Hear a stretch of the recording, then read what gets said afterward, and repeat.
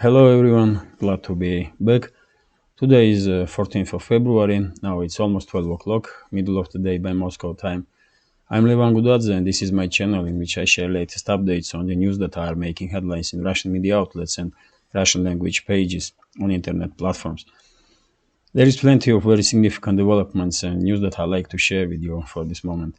But before I start, let me emphasize how grateful I am for your attention and support, including donations that I receive in previous 24 hours. Your support does keep alive my hope that one day this channel may become my full-time job, so I'm truly very grateful for this help. Now let's talk about news, and I will start with the Ukrainian special military operation. We have TASS news agency here, which is reporting that according to officials of LPR, Lugansk People's Republic, Russian armed forces noticing that some Ukrainian units in Bakhmut area are starting to retreat in panic and in a disorganized manner. Let me show you on the map this area. This is Bakhmut here. And as I said many times before, situation for Ukrainian armed forces that are stationed in Bakhmut, Chisov Yar, and in surrounding areas becoming more and more difficult day by day. So it's not surprising that some Ukrainian units are now starting to retreat without order and in disorganized manner. I did said in yesterday's video and many times before that best they can do really, Ukrainian soldiers, is to surrender to Russian side and save their lives, because I see no reason why they should risk everything for Zelensky and his henchmen. I just don't see reason why should they continue fight against Russia and destroy, with their own hands, destroy their country. It's illogical. No? It's nothing patriotic in this, because they are not defending Ukraine. They are defending Zelensky's Nazi regime and Western masters of Zelensky and his henchmen. It's obvious. It's just too obvious. On this map, you can see these blue dots are showing that almost in entire Ukraine now air sirens are working, so they are expecting Russian missile or drone strike. For this moment, we don't have information that Russian side did launch missile strike, but probably Zelensky's regime received information from NATO member states that Russian bombers are in air, so that's why they are reacting this way. Let's continue with news, and still TASS news agency is reporting here that, and this news is based on an article in New York Times, which said that in previous day, in previous 24 hours, Zelensky's regime start denying access to Bakhmut for civilians and volunteers.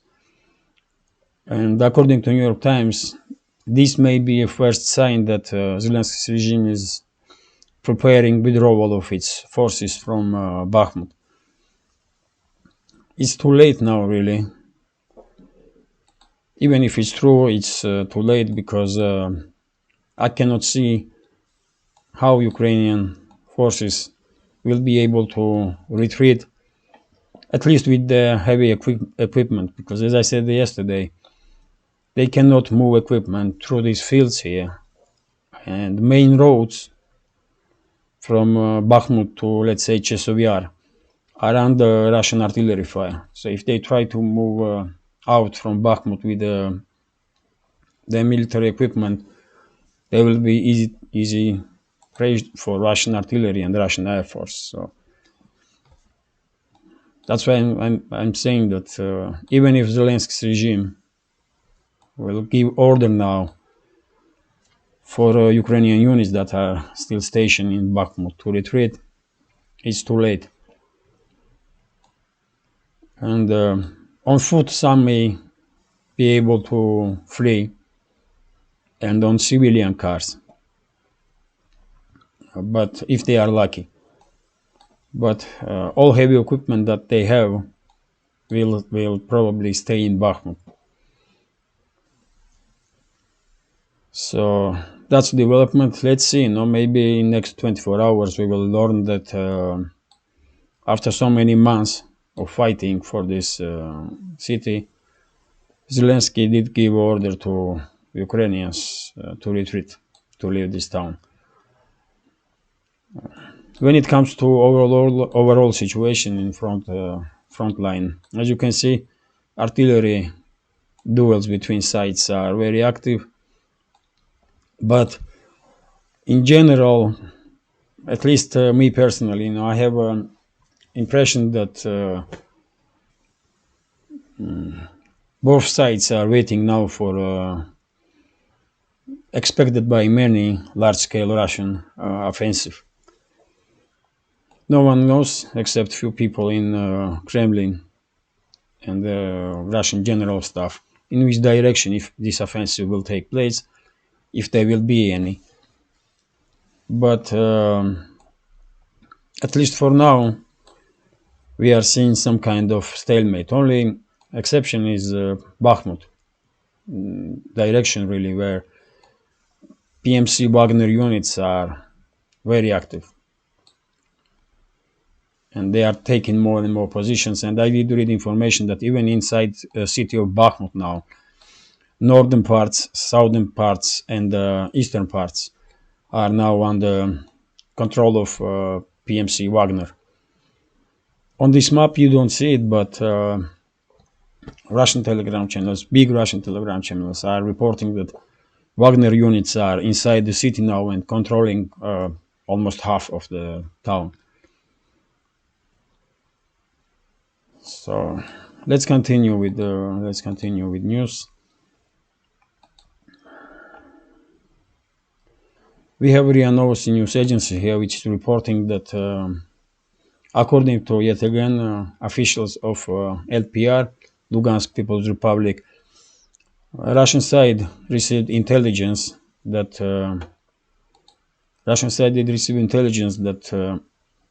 in Kharkov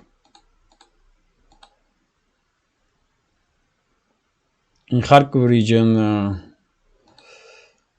some Western mercenaries are noticed and they are entering Kharkov and the Kharkov region with transport that has number plates of NATO member states. So it may be that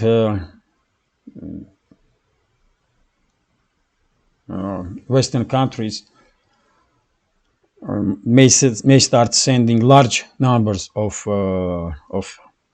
the armed forces that are formally dismissed from army and are enlisted in some PMC, some Western PMC. But if it's true, this information may indicate that Western intelligence may expecting Russian full-scale offensive in direction of Kharkov and maybe Sumy. Let me show you yet again on the map this. So this is Kharkov region here, and this is Sumy region. So if Western intelligence is expecting that Russian offensive will start in direction Kharkov and Sumy, let's say in some kind of pincer movement, then it's quite logical that they are sending the troops, the undercover troops, let's say this way, in Kharkov region.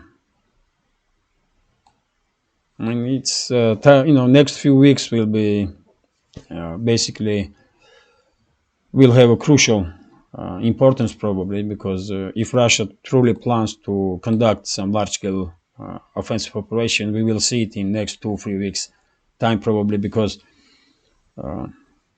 after middle of the March, they will be impossible to move a large amount of equipment because it's a rainy season beginning, so fields will be just impossible to cross for military equipment. So yet again, let's wait and see. We have still RIA Novosti here, and we have information that U.S. officials are demanding from Zelensky's regime to conduct some offensive operations because probably they are not happy that after Russian withdrawal from Kherson region, Zelensky's regime don't really have any success on the front line. All news that are coming from zone of special military operation is about Russian advances. So it's understandable that U.S. officials are not happy about it, but I don't see how Zelensky's regime can conduct any large-scale offensive operation in any direction, really. So Washington may try to push Zelensky's regime to do some crazy things, but they will be unsuccessful anyway. Let's continue. We have a Kommersant newspaper which is writing that according to Financial Times, this is same information basically, almost the same. According to Financial Times, U.S. officials are not U.S. officials are saying that it's quite possible that Ukraine eventually will receive jet fighters from USA and other NATO member states, and to be honest, this is not going to be a surprise to anyone.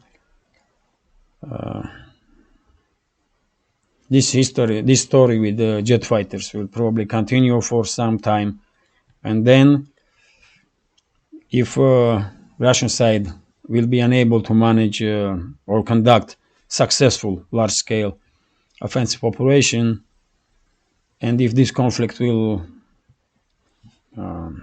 continue in this slow pace for next, let's say, 6 or 8 months, then we will probably see that West will send its jet fighters to Ukraine. The point is that pilots for these fighters will be Westerners, and technical personnel also will be Westerners. So, and I don't see, to be honest, I don't see how they're gonna operate these jets from within Ukraine. They will probably use airfields in Poland and Romania, and in that case, those airfields will become legitimate target for Russian side. So if it comes to that, I believe society in Poland and Romania will say its word, and will probably become more active to protect themselves, because I don't see why Romanians or Polish societies want to or hoping to end up in a war with Russia. I just don't see it. And everyone should know that if those jets will operate from Poland or Romania, that will mean that these countries did enter conflict with Russia, and the fifth article of NATO did not work if Russia strikes airfields that was used against Russia.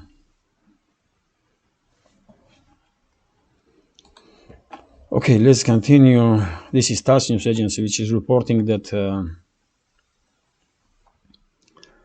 Jens Stoltenberg, holy shit, sorry, head of NATO, Jens Stoltenberg, once again did made some crazy statement. I mean, this individual is definitely too stupid, though. I mean, just.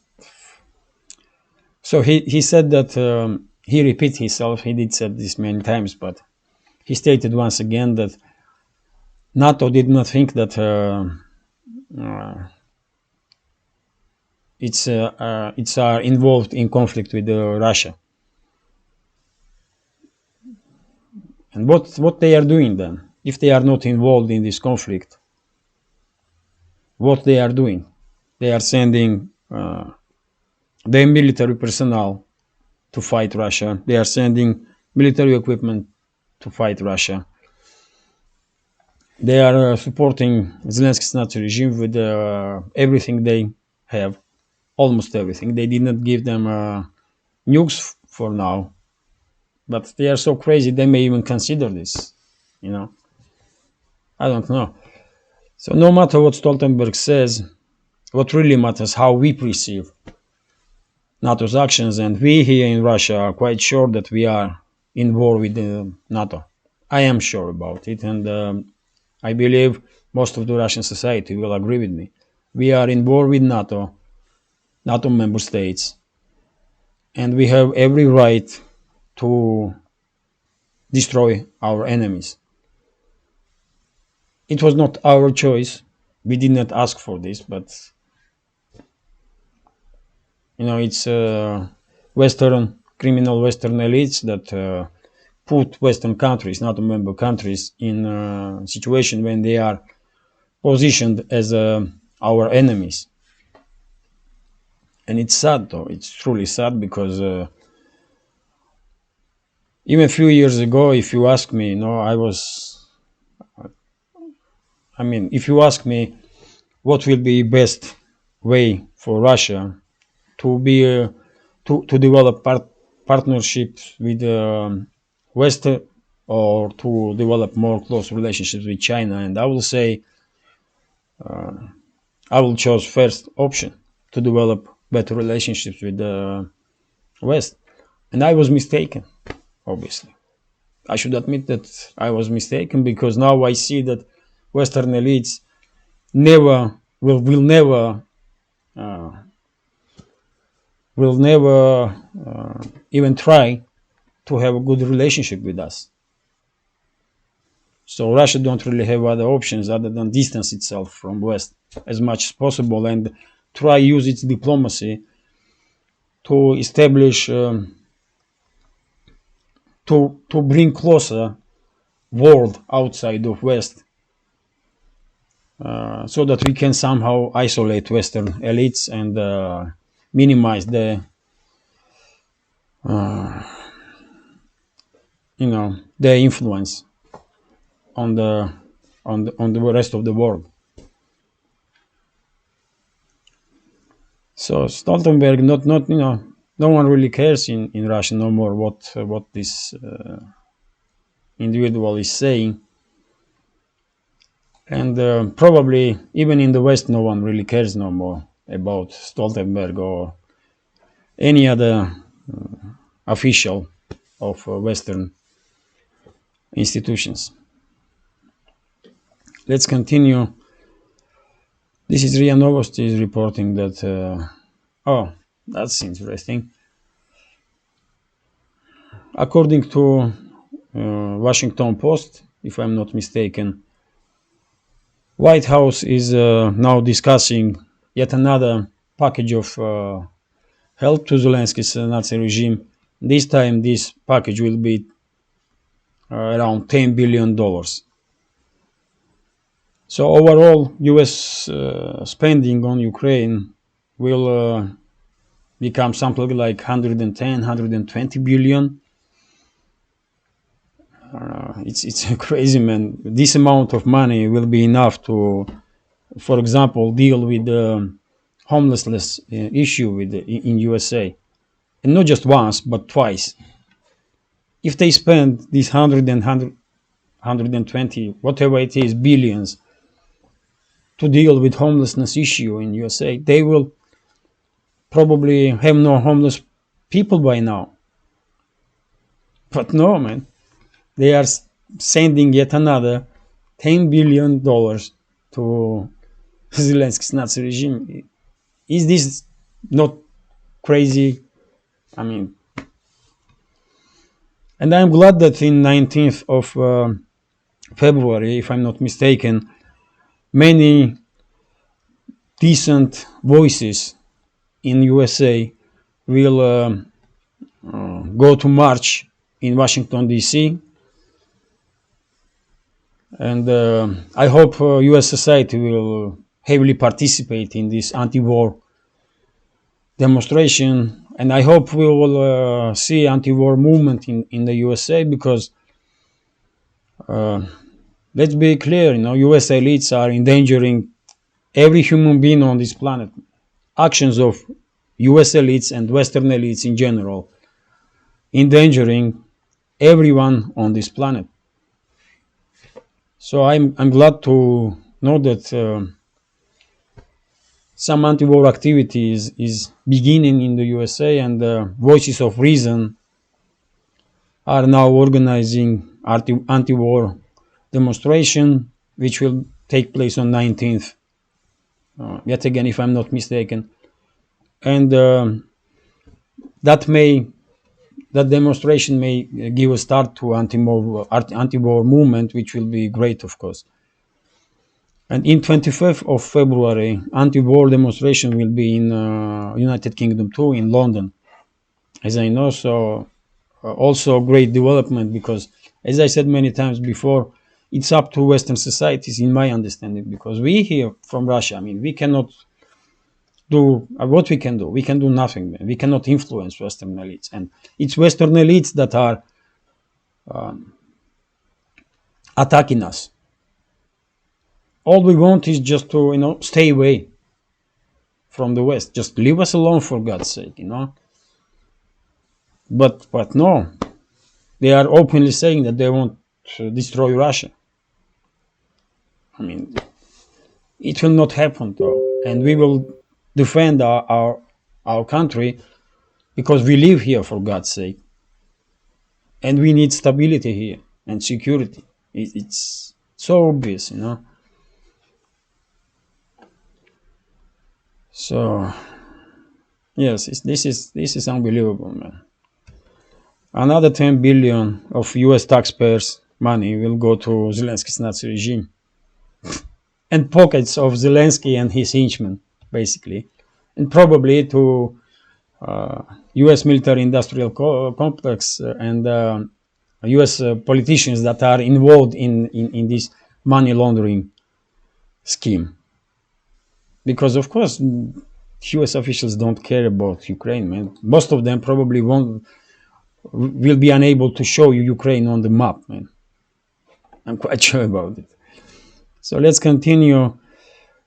This is RIA Novosti News Agency, which is reporting that according to MWF, is International Monetary Fund. In 2023, Ukraine will need 40 to 48 billion to keep its economy more or less in working condition. So yet again, 40 to 48 billion. This money gonna come from where? Western taxpayers, yet again. And most of this money eventually will end up on accounts of Western politicians and the Western military industrial complex. It's just obvious. Let's continue. We have RBK news agency here, which is reporting that, let me check how long this video is already, 25 minutes. Okay, I will try to, go through headlines because there is no truly interesting news. So RBK news agency is reporting that according to Norway's officials, Russian military ships now are first time for decades going at sea with nuclear weapons on the board. This was usual practice in Soviet Union era, but since USSR collapse, Russian warships usually did not carry nuclear weapons, and they are do now, if this information is true once again. And that's why I'm saying, man, we are getting closer and closer to the point when Moscow may be forced to use some extreme measures to defend itself. And yet again, you see almost every day informations that are telling us exactly the same. Disinformation, for example. If Russian officials don't see a situation difficult or very difficult, they will never give order to military to carry on the ships nuclear weapons, right?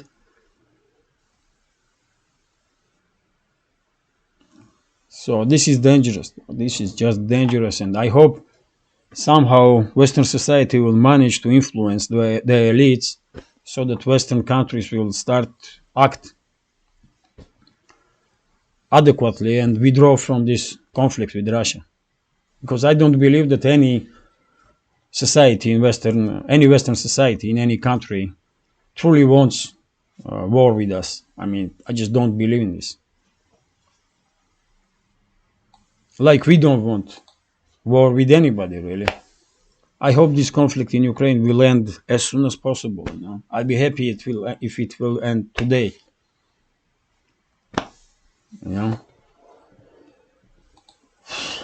Let's continue. A little bit about economy. This is TASS news agency reporting that according to Le Monde, this is French newspaper. According to Le Monde, Russian economy truly did manage to cope with Western sanctions, and yet again, French newspaper is acknowledging now that Russian economy is basically doing unbelievably good compared to what was expectations in the West. And we see here numbers that was in a forecast of International Monetary Fund, or if I'm not mistaken, according to which Russian economy will grow this year and grow even more next year. So basically, if Western elites were hoping that Russian economy will collapse, they were mistaken. And we can see now that even big Western media outlets are acknowledging this fact. Let's continue. We have RIA Novosti here, which is reporting that according to Seymour Hersh, as you know, Seymour Hersh, award-winning US journalist who did publish inquiry about US and Norway involvement in terroristic attack on Nord Stream pipelines. He did give interview to radio, one of the radios,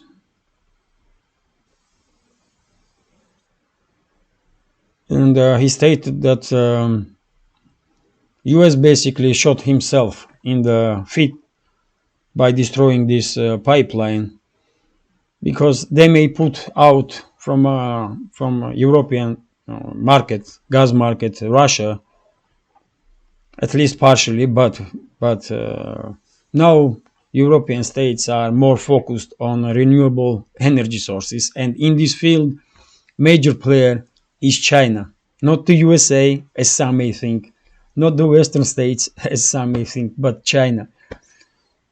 So now China may benefit from Europe's demand on renewable energy technologies. So yes, in some sense, US at least did shot themselves in the leg by destroying these pipelines. But I do believe this is not just about energy. This is, this terroristic attack part of a much bigger strategy and geopolitical game that Western elites are conducting. So, but after all, I think that they truly made mistakes in the analytics, because world is different now. We may not see that some states are openly condemning USA or Norway for acting like terrorists, but this kind of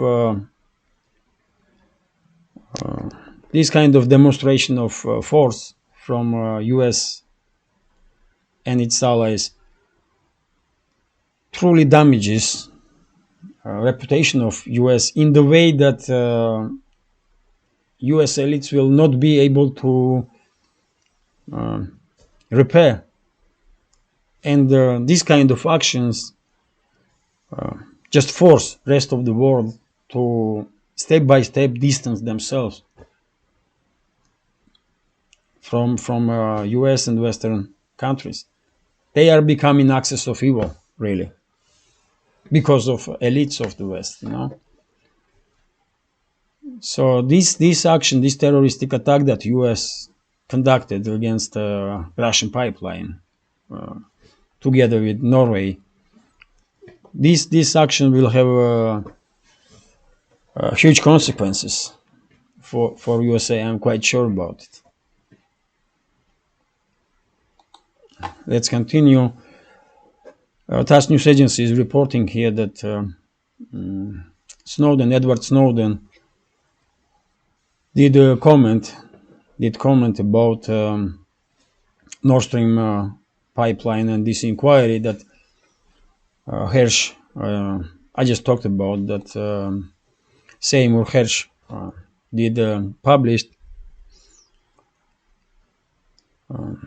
inquiry about US involvement in this attack. And Snowden is saying that recent activity in USA of topic of some unidentified flying objects is and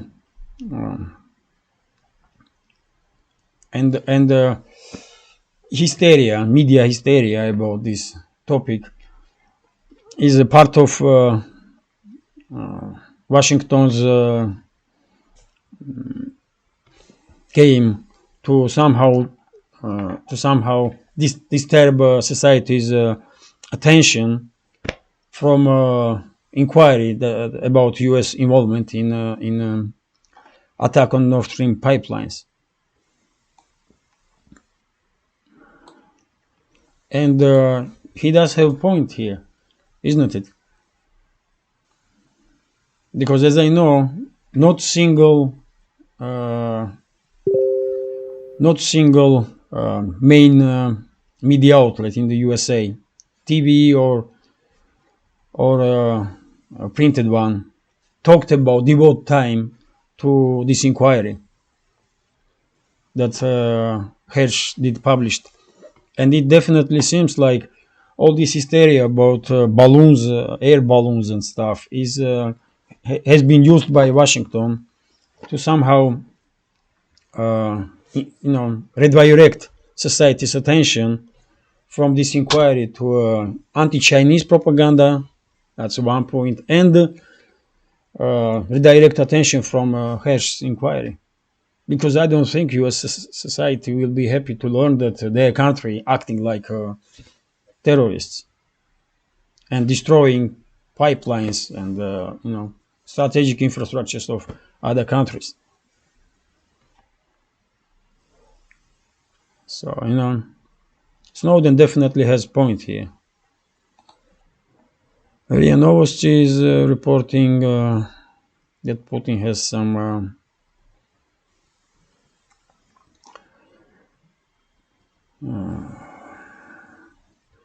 yes, Putin has talked to members of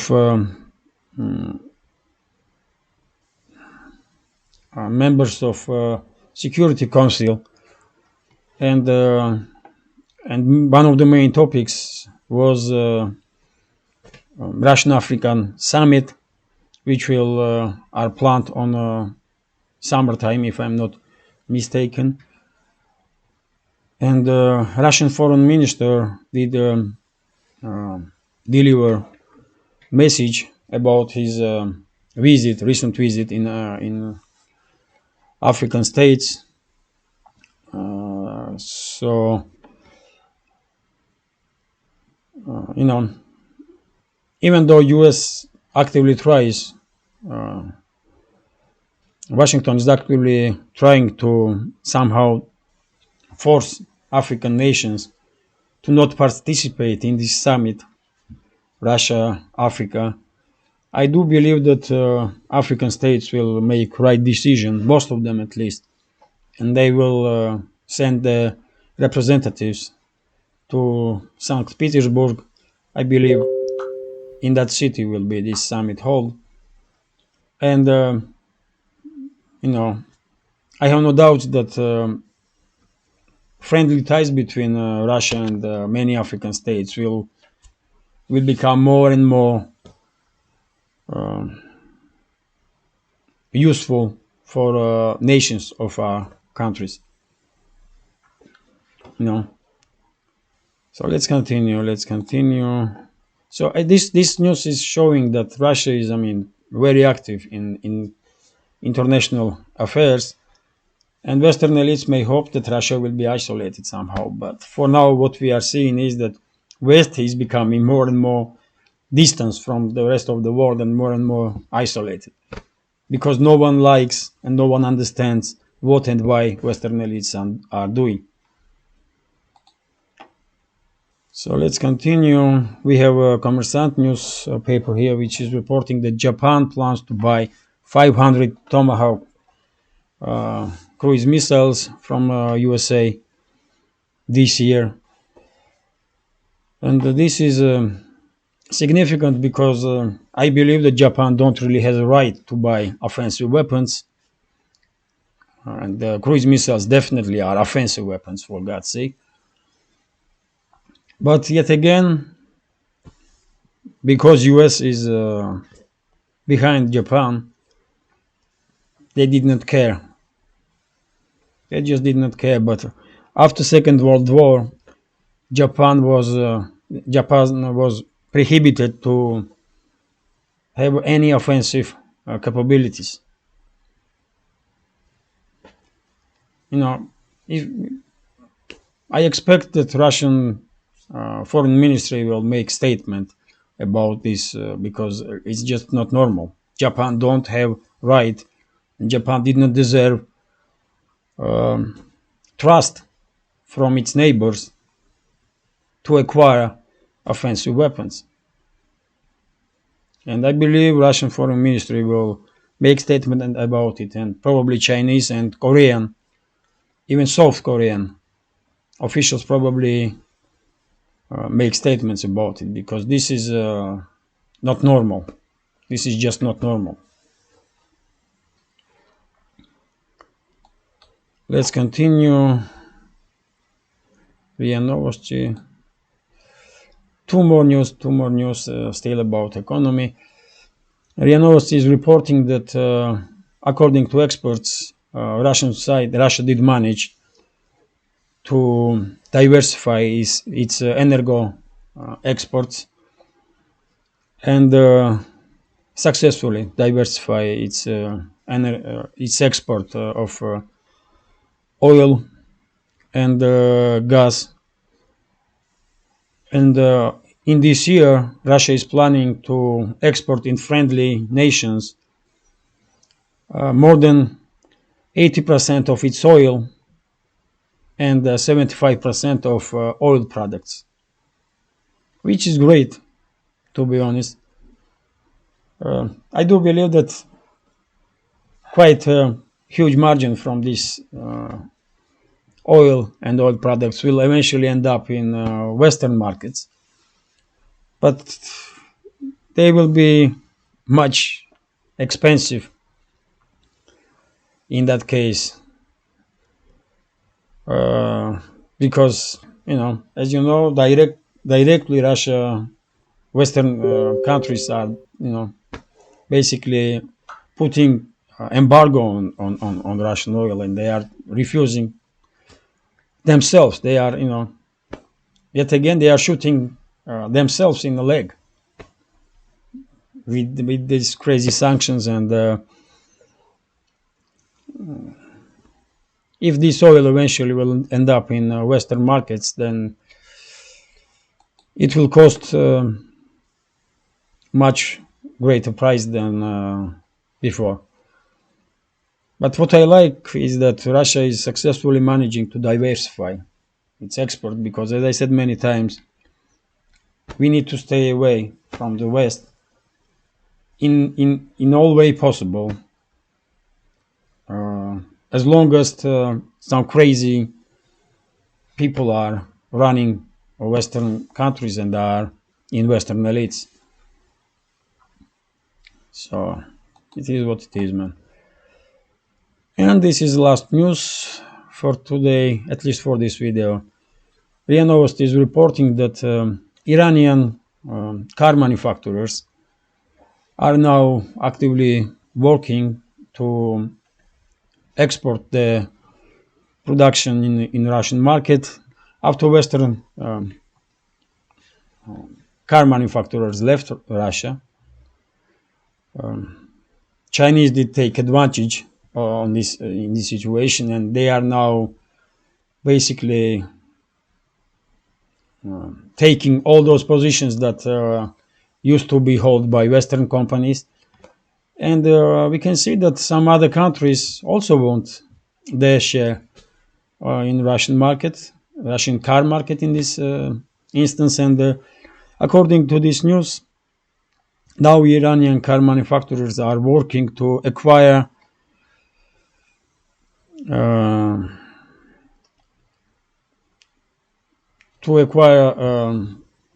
how you say it, man?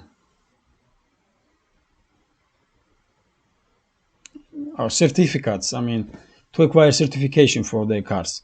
So once they deal with these formalities, they will be able to export their cars in Russia. And here, two car manufacturers, I didn't know about their existence. One is Iran Khodro, and second is Saira or Saipa. And first one planning to export in Russia 2,000 cars. That's just a first step, just to learn about market, probably some pioneer project. And the Saipa is planning to export about 20,000 cars a year, which is still not big number, but for beginning it's okay, And me personally, I welcome any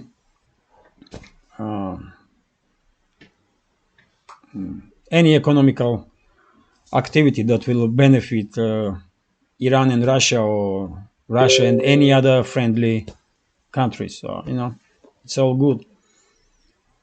Okay, this is it for now.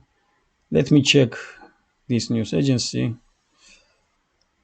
Okay, of course there are plenty of other news also, but for this moment, this is it for this video. I hope you find it interesting, and if so, please hit that like button, leave some commentary about any topic you like, and if you can, please share links to my videos or my channel with your friends on your Twitter, Facebook, Telegram, or any other channel.